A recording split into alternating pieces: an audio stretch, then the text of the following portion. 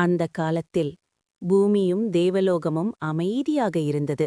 ஆனால் அந்த அமைதியை சிதைக்க வந்தான் ஒரு அசுரன். அவன் பெயர் சூரபத்மன். அவன் வலிமை மிகுந்தவன்.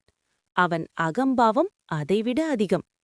இந்த உலகம் முழுவதும் என்னுடையது என்று அறிவித்தான் சூரபத்மன். தனது படையுடன் தேவர்களைத் தாக்க ஆரம்பித்தான். தேவர்கள் பயந்தார்கள். அவர்களின் சக்தி குறைந்து கொண்டே போனது. மழை பெய்யவில்லை. பயிர்கள் வாடின. மக்கள் துன்பத்தில் மூழ்கினார்கள். அனைவரும் ஒரு கேள்வி கேட்டார்கள். நம்மை யார் காப்பாற்றுவார்? அந்த நேரத்தில் தேவதைகளெல்லாம் சேர்ந்து சிவபெருமான் மற்றும் அன்னை பார்வதி தேவி அருகே சென்றனர். அவர்கள் கண்ணீர் மல வேண்டினர். ஐயா, அம்மா, எங்களைக் காப்பாற்றுங்கள். சிவபெருமான் அமைதியாக கண்களை மூடினார். அந்த அமைதி ஒரு பெரிய சக்தியாக மாற ஆரம்பித்தது.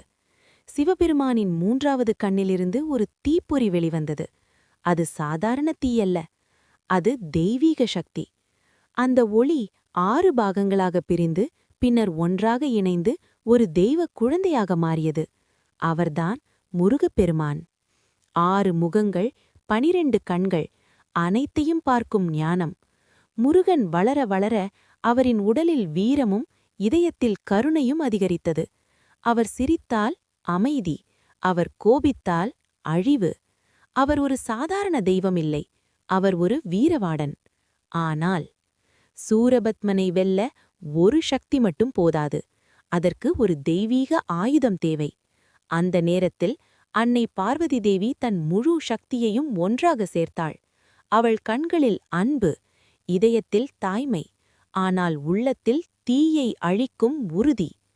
அவள் கைகளை இணைத்து ஒரு ஒளியை உருவாக்கினாள். அந்த ஒளி மெதுவாக நீளமான ஒரு பிரகாசமான ஆயுதமாக மாறியது. அதுதான் வேல். வேலின் சக்தி. இந்த வேல் சாதாரண ஆயுதமில்லை. அது ஞானத்தின் வடிவம். அது அறியாமையை கிழிக்கும் சக்தி. அது தீமையை அழிக்கும் ஒளி.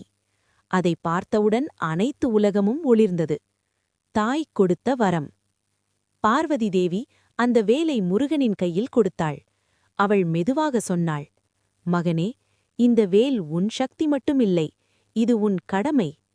உலகத்தை காப்பாற்று, தீமையை அழி, நல்லதை நிலைநிறுத்து. முருகன் தலையை குனிந்து அந்த வரலலை ஏற்றார். போருக்கு செல்லும் முருகன். வேலை ஏந்திய முருகன் ஒரு உண்மையான வீரராக மாறினார். அவரின் கண்களில் நம்பிக்கை, இதயத்தில் தைரியம். அவர் தனது படையுடன் சூரபத்மனை எதிர்த்து சென்றார். போரின் தொடக்கம். போர்க்களம் முழுவதும் இடிமின்னல் போல சத்தம். சூரபத்மன் சிரித்தான்.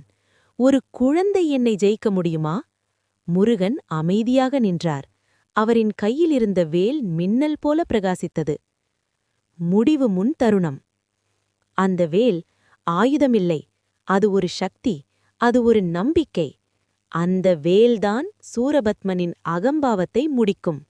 இந்த கதை ஒரு போர்க்கதை மட்டுமில்லை. உன் வாழ்க்கையில் எவ்வளவு இருள் இருந்தாலும் ஒரு வேல் போதும் அதை வெல்ல. சொல்லுங்கள், வேல்வேல் வெற்றிவேல்.